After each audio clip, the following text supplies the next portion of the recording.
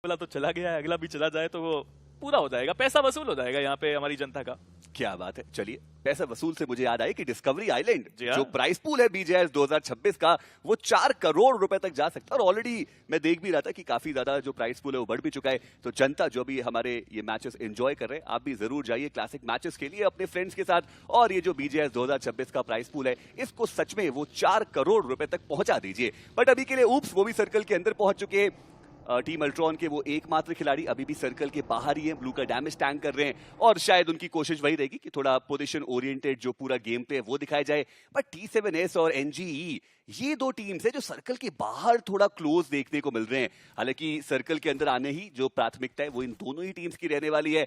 और पूरा यसनाया पोलियाना का जो इलाका है, अब वो खचाखच भर चुका है टीम से।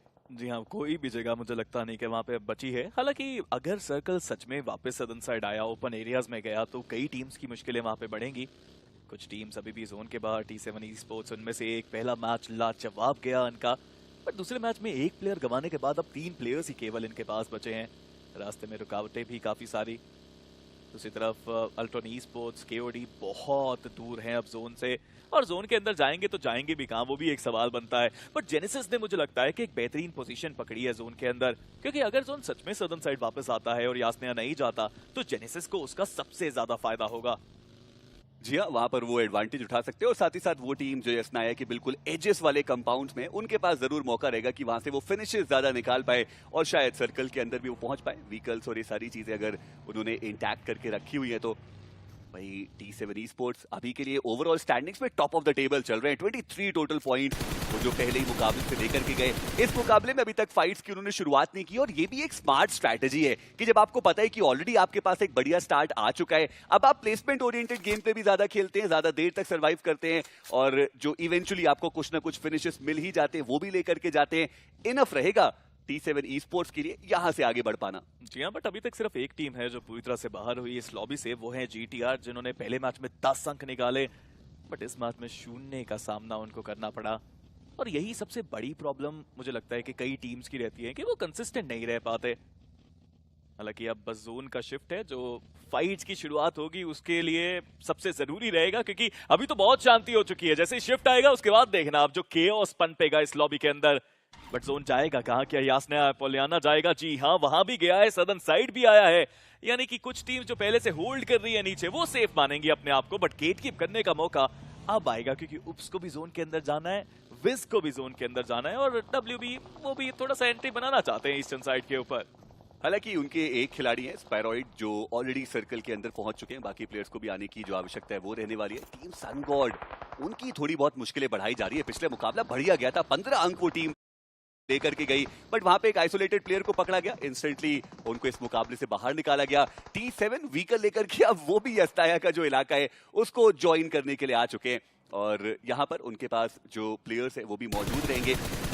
शॉट देने की कोशिश शैडो के द्वारा, वो एकमात्र खिलाड़ी टीम अल्ट्रॉन के जो बचे हुए हैं, पर ये सिर्फ मुझे लगता है कि हमें ही दिख रहा है। जी हाँ, क्योंकि वो अगर ऐसे करके खेलेंगे तो दिक्कत ज्यादा हो जाएगी।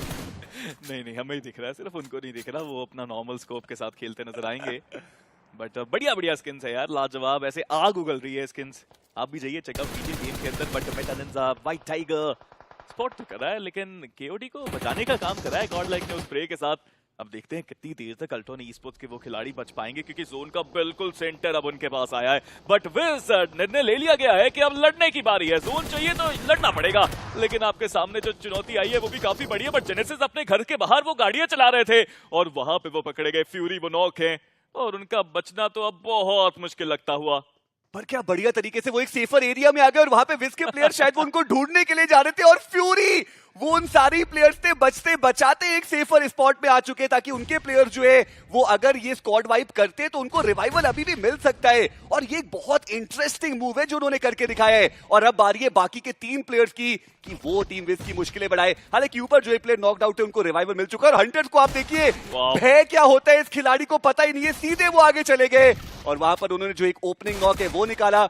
हर्षा का वो ग्रेनेड अपने ही प्लेयर का फिनिश कंफर्मेशन लेके आएगा। वाइपर उन्होंने भी एक नॉक एंड फिनिश निकाला, और ऐसा लग तो रहा है कि टीम जेनेसिस Esports वो थोड़ा इजी पीजी कर रहे हैं इस फाइट को, क्योंकि एक और प्लेयर डाउन हुआ, और अब टीम विज उनसे बचते हैं मात्र एक खिलाड़ी। देखिए एक खिलाड़ी बचा है बट क्लच पोटेंशियल पूरा है। एक नॉक जरूर निकाला, फ्यूरी पहले खत्म हो गए और सिर्फ 2 प्लेयर्स बचे हैं। एक 1v2 अगर अब वो कर देते हैं तो इससे बेहतर नहीं हो सकता विजी स्पोर्ट्स के लिए। फाल्कन वो नेड भी कुक कर रहे हैं, नेड उन्होंने दागा सही, बट क्या यहाँ पे जेनेसिस पहले वाइपर को रिवाइवल देना चाहेंगे?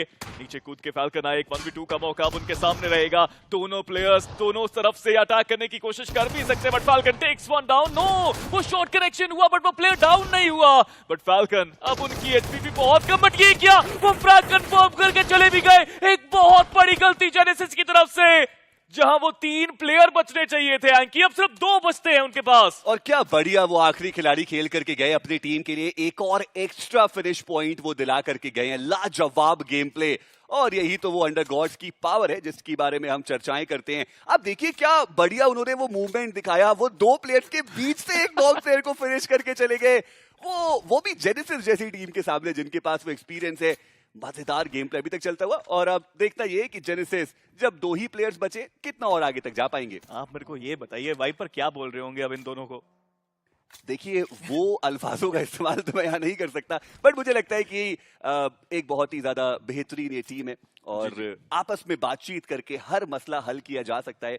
कुछ मसला हुआ, हल हो जाएगा स्पीरो। चलिए मसला उनके लिए, मसाला हम सब के लिए और जनता के लिए, बट देखते हैं अब जोन किस तरह से बन रहा है। सदर्न साइड गया है, यासनिया से बाहर निकलने की एक चुनौती रहेगी मल्टीपल टीम्स के लिए, स्पेशली वो टीम्स जो दूसरे इलाके में होल्ड कर रहे थे। नॉर्दर्न यासनिया में there are 2 teams, Gorkha esports, उनको भी बाहर निकलना है, H4K उनको भी जोन के अंदर आना है। बट यहाँ पे अगर देखा जाए तो गॉडलाइक ई स्पोर्ट्स के पास एक बढ़िया एडवांटेज, वो कंपाउंड अभी भी जोन के अंदर है। WB ने भी एक अच्छी जगह बनाई, उप्स ई स्पोर्ट्स अभी एजेस पे हैं, हालांकि उनको भी अब जोन के अंदर एंट्री बनानी पड़ेगी। एडमिनो एक ओपनिंग उन्होंने क्रिएट करी है, सनगॉड के ड्रीम्स उनको नॉक किया गया। देखना ये कि रिवाइवल क्या वो संभव हो पाएगा, क्योंकि जो हार्ड कवर से वो ऑलरेडी सनगॉड के उन प्लेयर्स के पास मौजूद है। बट सनगॉड ने भी अपना एक खिलाड़ी अर्ली ऑन गवा दिया है और ऐसे भी देखना इंपॉर्टेंट रहेगा वो आगे कैसे बढ़ेंगे। एडमिनो एक और नॉक जो उन्होंने निकाला, और इस बार H4K सुजल वो थे जिनको ऊपर वो जो नॉक है वो निकाला गया है। बट मुझे लगता नहीं कि यहाँ पर जो रिवाइवल से उसमें कुछ खास दिक्कतें होंगी। जैसे हमने बोला हार्ड कवर कंपाउंड्स वो इन दोनों ही टीम्स के पास मौजूद है और काफी आसानी से वो रिवाइवल भी एग्जीक्यूट होगा। प्रॉब्लम ये है कि आपके पास समय ज्यादा नहीं है, पहले आपको रिवाइव करना है, उसके बाद जोन के अंदर आने की कोशिश करनी है। H4K 2 प्लेयर्स थोड़ा सा आगे भी गए बट एस्पावर दूसरी तरफ प्ले करते हुए, वहीं पे अपोलो भी काफी अच्छे नॉक्स निकाल रहे हैं। बट अल्ट्रोन ई स्पोर्ट्स आखिरी खिलाड़ी जोनाथन द्वारा उनको स्पॉट किया गया और इसी के साथ एक और फ्रैग गॉडलाइक के खाते में जाता हुआ। बढ़िया शुरुआत जो अभी तक हमें गॉडलाइक की देखने को मिल रही है। जेनेसिस वो भी 4 फिनिशेस निकाल चुके हैं, मेटा निंजा वो 3 के साथ, बट बीजी के राइडर मीनवाइल उनको टेक डाउन किया गया। और जेनेसिस वो दोनों खिलाड़ी एक ही व्हीकल में सवार होके अपने आप को एक सेफर स्पॉट में लेकर के जाना तो चाहते हैं, लेकिन ये टीम कहां पर जाके रुके, वो बिल्कुल ओपन एरियाज में रुके हुए थे। दूसरी तरफ टीम जेनेसिस वो इंडिविजुअल प्लेयर को स्पॉट करके वहां चले गए और वहां पर वो जो फिनिश कंफर्मेशन है वो उन्होंने निकाले। 5 जो टोटल अब उनके पास आ चुके हैं। पर अब यहां से दिक्कतें थोड़ी बढ़ सकती है क्योंकि हंटर्स उनके व्हीकल के ऊपर कुछ शॉट भी लेंगे, लेकिन वो सामने वाली टीम चलिए उनको जो रिवाइवल है शायद वो एग्जीक्यूट करना है, इसीलिए अभी के लिए जो रेस्क्यू मिशन है उसके लिए निकल चुके हैं। ये बहुत एक रिस्की चीज जो वो करना चाहते हैं, बिल्कुल ओपन एरियाज में से जा रहे हैं। क्या स्प्रे कनेक्ट होगा? हंटर स्प्रे करने की कोशिश, बट रेड डॉट के साथ वो कनेक्शन अभी तक आया नहीं और वो प्लेयर्स बच के निकलने की कोशिश बखूबी करते हुए, बट जहां भी वो उतरेंगे गाड़ी रोकेंगे, पहले रिवाइवल उनको करना पड़ेगा, उसके बाद ही वहां पे वो 2 प्लेयर्स वापस इस गेम के अंदर फोकस कर पाएंगे। बट जेनेसिस देखो 2 प्लेयर बचे जरूर है बट डर तो नहीं दिख रहा मेरे को इन दोनों प्लेयर्स के मन में। अभी भी चेस करने की कोशिश है, ग्रेविटी तेजी से आगे गए बट ये गाड़ी उनकी फंसी। क्या किस्मत उनकी पलटेगी? जी हाँ, किस्मत पलटेगी। अब हंटर्स एक लौता खिलाड़ी बचा है और ओवर एग्रेशन जेनेसिस के ऊपर भी भारी पड़ता हुआ। जी हाँ, देखते हैं कि हंटर्स अब वो अकेले यहाँ से क्या करके जाएंगे। दूसरी तरफ एडमिनो उन्होंने रेज गॉड को डाउन किया। हंटर्स उनकी पोजिशनिंग भी कहीं ना कहीं अब पूरी तरीके से कॉम्प्रोमाइज्ड है और ऐसे में अच्छी खबर बस ये रहेगी कि वो सर्कल के अंदर मौजूद हैं और यहाँ से सर्वाइवल गेम दिखाया जा सकता है। कुछ और प्लेसमेंट के पॉइंट्स वो लेकर के जाने की कोशिश करेंगे। अभी तक टॉप 8 में पहुंचे नहीं है, बट मैं इस चीज की बात कर रहा था, वो 2 प्लेयर बिल्कुल ओपन में आके गाड़ी आखिर उन्होंने रोकी क्यों, मैं अभी तक वो समझ नहीं पाया। और वो तीसरे प्लेयर भी वहीं पर आ गए, ये क्यों हुआ स्पीरो? देखिए वो पेड़ से टकरा गई थी गाड़ी तो वो रुक गई, रोकना नहीं चाहते थे वो पेड़ से टकराई गाड़ी, वो वहीं पर रुक गई। और गलतियों के समंदर में एक और बूंद ऐड कर दीजिए आप, यार क्या दिक्कत है? जब मैंने देखा था वो रुकी हुई थी मुझे लगा वहां पर क्यों रुकी, पर ठीक है।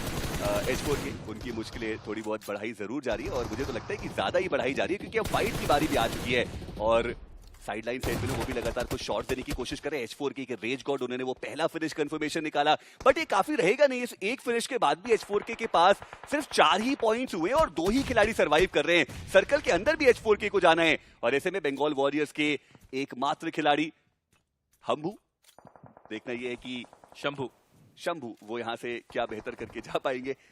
और थ्रेबल्स का भी वहां पे इस्तेमाल किया गया। लेवल 1 का जो हेलमेट है वो काफी ज्यादा डैमेज। जी हाँ, बट मैं ये देख रहा हूँ कि गॉडलाइक के पास वो पूरा एडवांटेज आया है। गेट कीप सिनेरियो बना के ये 7 फ्लैग्स को वो 17 भी कर सकते हैं। पूरा मौका उनके पास। और जोन के अंदर अगर आप देखें तो ज्यादा कोई टीम्स है भी नहीं, सबको जोन के अंदर यहाँ पे आना पड़ेगा। रेज गॉड मीनवाइल कोशिश कर रहे हैं कि अपने नेड्स के साथ थोड़ी सी वैल्यू और वो बढ़ाएं। बंगाल वॉरियर्स शंभू अभी भी होल्ड कर रहे हैं वहां पे।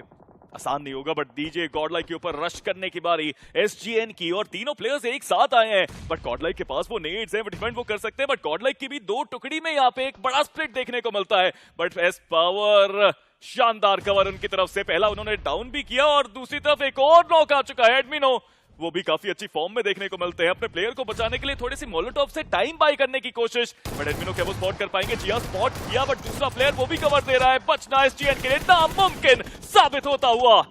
10 टोटल फिनिशर्स जो आ चुके हैं इस टीम के पास। पिछले मुकाबले में हमने इस पावर को देखा, वो इंडिविजुअली काफी उम्दा खेल करके गए और एमवीपी बनते हुए नजर आए। यहाँ पर एडमिनो जो कि वो 5 फिनिशर्स निकाल चुके हैं। और सबसे बड़ी खबर, बेहतर खबर जो गॉडलाइक के लिए रहेगी वो यही कि टीम गेम वो हमें देखने को मिल रहा है। चाहे आप कोई भी फाइट ले लीजिए, द ग्राइंड और अब जो राउंड 4 में वो आए वो डिफरेंस साफ हमें देखने को मिलता हुआ। और दूसरी तरफ टीम जेनेसिस के हंटर्स, वो अकेला बचा हुआ खिलाड़ी अभी भी वो कोशिश कर रहे हैं। देखिए सर्कल के अंदर जाना अभी भी बाकी रहेगा। 1v2 की सिचुएशन से साइड लाइन से भी शॉट्स आएंगे और इसी के साथ जो समापन है हंटर्स का वो हमें देखने को मिलता हुआ। जेनेसिस इस मुकाबले से 6 अंक फिर भी लेके गए हैं। पंजा खोला है इस पावर ने भी, 5वां फ्रैग ये उनके लिए। एडमिनो के पास भी वो 5 फ्रैग, जॉनथन के पास 2, पर डब्ल्यूबी अब ओपन में फंस चुके हैं। नेड्स आ रहे हैं बैक टू बैक उनके ऊपर, यहां से बच के जाना वो भी काफी मुश्किल रहेगा जरूर। जीडीएस उनके पास पूरा एडवांटेज है यहाँ पे। जिक्सो एक और अच्छा नेड और खेल खत्म हो सकता है। वो फ्रैग देखना चाहूंगा किसको मिला, वो फ्रैग एस पावर लेके चले गए। ये 6ठा फ्रैग एस पावर के लिए, और अभी भी और फ्रैग्स वो निकालना चाहते हैं। जीडीएस के प्लेयर जो नॉक है उनके ऊपर भी स्प्रेज आते हुए, बट T7 अब उनके सामने मेटा निंजा की चुनौती। H4K के रेज गॉड उनका भी समापन हो चुका है। मुदित उनका पलटवार, एडमिनो वो डाउन। वही दूसरी तरफ T7 वो मेटा निंजा के अगेंस्ट जो फाइट है वो लेते हुए नजर आ रहे हैं। कुछ ट्रेबल्स का भी इस्तेमाल किया गया। मेटा निंजा अभी भी कंपैरेटिवली वो एक बेहतर स्पॉट में ओवरऑल देखने को मिल जाएंगे, बट ओवरऑल स्टैंडिंग्स की टॉप 3 टीम्स तीनों ही एक दूसरे के बहुत ज्यादा नजदीक हमें देखने को मिल रहे हैं। इंटरेस्टिंग रहेगा देखना कि सर्कल का जो अगला शिफ्ट है वो किस दिशा में जाने वाला है। बट इंटरेस्टिंगली सर्कल का सेंटर पूरी तरीके से खाली, क्योंकि बिल्कुल ओपन एरियाज है वो। जी हाँ, वहाँ पे सिर्फ हेज टैग्स हैं और अगर आपके पास गाड़ी और स्मोक्स नहीं है तो वहां जाना बहुत मुश्किल। बट अब जो सर्कल कटा है वो मेटा निंजा के पाले में गया है। हालांकि उनके पास भी अब 3 प्लेयर्स ही बचे हैं, लेकिन जोन का पूरा एडवांटेज आ सकता है। लेकिन T7 क्या वो पहले जाएंगे या फिर गॉडलाइक जोन की तरफ बढ़ेंगे? पीछे अगर देखा जाए तो बीजी के राइडर भी बचे हुए हैं, वो भी अपने साथी को लेके गए थे, राइड कराई थी, उन्होंने बचाया था उनको। अब वहां से क्या वो गेम में थोड़ा सा फेर बदल कर सकते हैं, वो भी एक सवाल रहेगा। पर चलिए उससे पहले एक रिप्ले की तरफ चलते हैं। मेटा निंजा के सामने से जाने की कोशिश थी और ये बड़ी गलती साबित हुई। कई बार हमने देखा है कि गाड़ी लेके टीम्स जाने की कोशिश कर रही है और मल्टीपल टीम्स उनके ऊपर स्प्रे करती नजर आई। और यूजुअली हम देखते हैं कि जो पीछे बंदा पहले बैठा होता है वो नॉक होता है, बट यहाँ पे जो ड्राइव कर रहे थे वो पहले नॉक हुए। जो पीछे वाले बंदे थे उसके बाद वो काफी आसानी से डाउन होते हुए नजर आए। बट सर्कल का जो शिफ्ट है वो पूरी तरीके से north eastern side of the map को फेवर करता हुआ। मेटा निंजा उनके पास एक बड़ी एडवांटेजियस पोजीशन, बट ये कहना पड़ेगा कि टॉप 4 टीम्स आप कह सकते हैं कि कंसिस्टेंट एटलीस्ट वो देखने को मिल रहे हैं। एक मुकाबला अच्छा जाने के बाद दूसरे मुकाबले में भी जो प्रदर्शन है वो बेहतर आता हुआ। बट अब ओपन एरियाज में सूर्या उनको भी स्पॉट किया गया है। शॉट देने की कोशिश, तो देखना ये कि क्या वो वहां पर बच पाएंगे। बट इन सब के बीच में शैडो, उन्होंने जो राइडर का फिनिश कंफर्मेशन है वो निकाला और डीजी इस मुकाबले में बाहर होते हुए 3 प्लेसमेंट और 1 फिनिश पॉइंट। जी हाँ, बट जीडीएस की मुश्किलें भी बड़ी हैं। शुभ को वहां पे डाउन किया गया एडमिनो के द्वारा। स्प्रेज बहुत अच्छे, टीम वर्क लाजवाब। और ये देखो ये अलग सा बैटल चल रहा है, दोनों यहाँ पे पीक करके बैठे हैं और जॉनी ने स्मार्टनेस दिखाई है, वो प्रोन होके चले गए। अपोनेंट अब देखते हैं कब तक वहां बैठे रहेंगे, बट एडमिनो अभी भी स्प्रे दे रहे हैं। उस प्लेयर को बचाने की संभावनाएं जो बनती है उनको रोकने की कोशिश थी, लेकिन वो पहुंच ही गए जीडीएस। अब रिवाइवल पे थोड़ा सा फोकस करते हुए जॉनथन दूसरी तरफ T7 के ऊपर अब निगाहें जमा के बैठे हैं। मेटा निंजा कह रहे हैं ठीक है यार, जब तक आप आपस में लड़ रहे हो हमें क्या, हमें तो चिकन निकालना है, और वो बहुत अच्छी जगह पे हैं अभी। और ये बेहतर जो मेटा निंजा का ओवरऑल परफॉर्मेंस है वो हमें देखने को मिलता हुआ। द ग्राइंड में शुरुआत हमने बात भी करी थी कि थोड़ी वॉबली हुई थी, उसके बाद इवेंचुअली बेहतर उनका परफॉर्मेंस आया था और यहाँ पर भी पहला मुकाबला वो डिसेंट सा ही गया, बट यहाँ पर उन्होंने बढ़िया वापसी करी है। 8 फिनिशेस वो ऑलरेडी निकाल चुके हैं, 3 खिलाड़ी हैं और यहाँ पर भी मेटा निंजा के पास मौका है कि वो कुछ और अंक लेके जाए। बट इस पावर थोड़ी रिस्की वो पोजिशनिंग थी, डैमेज उनके ऊपर आए, बट एडमिनो उनका एक बढ़िया ग्रेनेड मुदित वो वहां पर डाउन होते हुए नजर आए और T7 अब यहां से वो बच के निकल पाए। उसके जो चांसेस है वो थोड़े कम ही नजर आ रहे हैं। 15 टोटल फिनिशेस जो गॉड लाइक इस मुकाबले में ऑलरेडी निकाल चुकी है और अभी तक देखिए 25 मुकाबले उन्होंने खेले हैं BGS 2026 पे। क्या ये पहला चिकन डिनर होगा जो वो लेके जा सकते हैं? लग तो रहे आसार पूरे हैं, नंबर्स गेम उनके साथ में है और टीम वर्क और विश्वास भी पूरा चलता हुआ गॉड लाइक के खेमे में। बट मेटा निंजा के पास अभी भी वो जोन का सबसे बढ़िया एडवांटेज है। अगर गॉड लाइक मेटा निंजा को हरा पाए तब खेल पलट सकता है। वही मेटा निंजा ने भी कम फ्रैग नहीं निकाले हैं, 8 फ्रैग है उनके पास, बट GDS भी एक बड़ी चुनौती साबित कर रही है यहाँ पे। अगला सर्कल मजबूर करेगा यहाँ पे कि T7 को भी अपना घर छोड़ना पड़ेगा, गॉड लाइक को भी घर छोड़ के आगे जाना पड़ेगा। GDS वो तो पहुंच गए एटलीस्ट रोड के एज पे, बट गॉड लाइक के पास ये ब्रोकन वॉल्स का कवर तो रहेगा फिर भी। और उसके लिए देखना इंपॉर्टेंट रहेगा कि थ्रोएबल्स का इस्तेमाल वो कितना बेहतर तरीके से किया जा सकता है। GS की बात करें तो अब GDS माफी चाहूंगा, वो भी सर्कल के अंदर पहुंच चुके हैं और जो हे स्टैक्स के कवर्स है वो उन्होंने बना करके रखे, बट अगेन ग्रेनेड्स वो मुश्किलों में डालेंगे। चलिए फैंटम जो आखिरी खिलाड़ी बचे थे उनका भी जो समापन है वो हुआ, बट ओवरऑल आप कह सकते हैं कि T7 ने काफी ज्यादा कंसिस्टेंट जो रन है वो दोनों ही मुकाबलों में दिखाया, चाहे फिनिशेस की बात करें या फिर प्लेसमेंट पॉइंट्स की। जी हाँ, गॉड लाइक ने भी काफी अच्छा खेला दोनों मैचेस में, बट ये मैच अभी भी और बड़ा बन सकता है, एक चिकन अभी भी आ सकता है। हालांकि नंबर गेम एडवांटेज जरूर है, लेकिन बिल्कुल ओपन में फंस चुकी है GDS की वो लाइनअप, स्प्रे शानदार आते हुए उनके ऊपर। बट प्रॉब्लम ये है ना उन जगह पे होल्ड करने का कि जब तक आपके पास स्मोक है तब तक आप सेफ हैं, जैसे ही स्मोक हटेंगे तब मुश्किलें आपकी बढ़ेंगी और वो बढ़ती हुई भी नजर आई है। फॉलो शानदार स्प्रे उनकी तरफ से मेटा निंजा। ये चिकन जरूरी चाहिए क्योंकि पहला मैच इतना भी बड़ा नहीं बना था मेटा निंजा का जो वो ये बना सकते हैं। अभी के लिए सारी चीजें बेहतर उनके लिए जाती हुई, बस देखना ये कि कंपोजर कौन सी टीम ज्यादा बेहतर दिखा सकती है। कुछ शॉट वो जॉनथन के ऊपर भी है, अपने आप को बूस्ट करने की आवश्यकता रहेगी और GDS उनके ऊपर तो दोनों ही तरफ से जो वार है वो हो रहा है। बट अभी भी अगर टेक्निकली देखा जाए तो सेंट्रल एरिया ज्यादा वो मेटा निंजा के पास देखने को मिल रहा है और अब तो एनीवेज जो ब्लू है वो पूरा कवर होता हुआ नजर आएगा। ऐसे में शैडो उन्होंने एक ओपनिंग क्रिएट करी है, संचित वो डाउन है और GDS कुछ खास ऑप्शन उनके पास बचता भी नहीं है। धीरे धीरे पीछे से जो ब्लू का प्रेशर है वो भी आएगा, मुश्किल परिस्थिति।